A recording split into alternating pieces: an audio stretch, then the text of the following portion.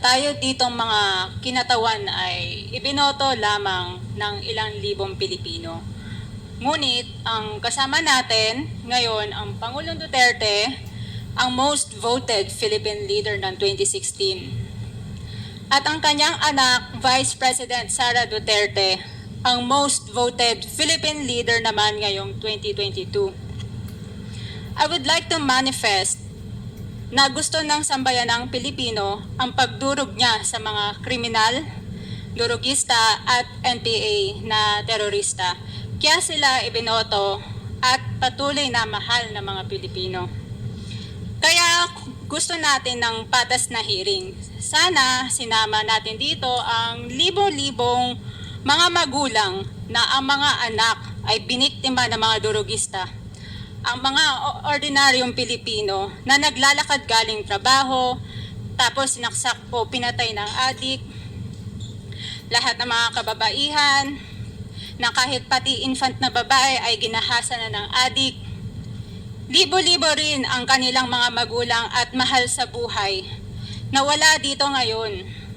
Awang-awa ang mga Pilipino sa mga inosenteng pamilyang na ito, kaya niluklok ng bansa ang Pangulong Duterte.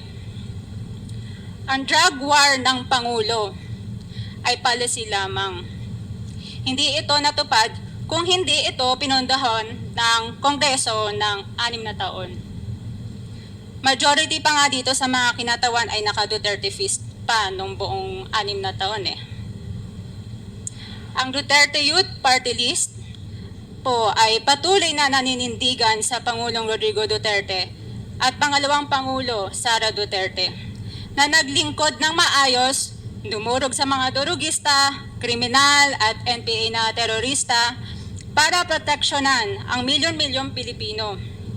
Bakit wala nag-iimbestiga dito o nag-iimbita sa atin sa sobrang raming Pilipino na biniktima ng mga durugista?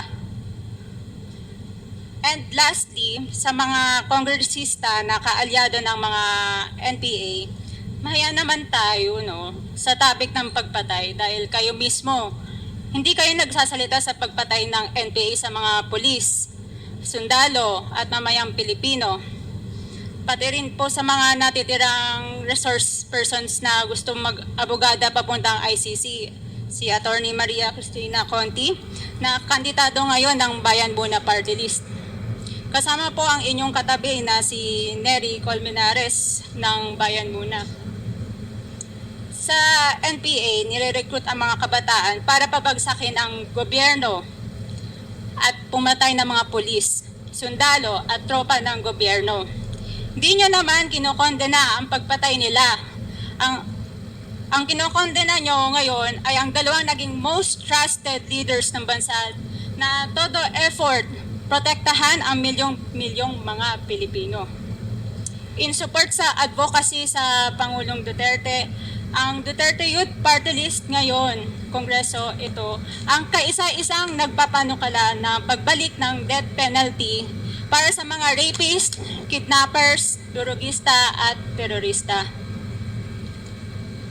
In behalf of the Duterte Youth Party List, kami ay nagpapasalamat sa todong suporta ng Pangulong Duterte at VP Sara Duterte sa mga tropa ng gobyerno at sa pagdurog nyo sa mga kriminal, durugista at NPA na terorista. Yun lang po. Maraming salamat po, Mr. Chair.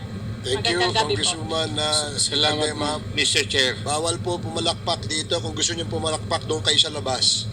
Maaari ba? Mr. Chair. Wala hong bastusan dito, ha?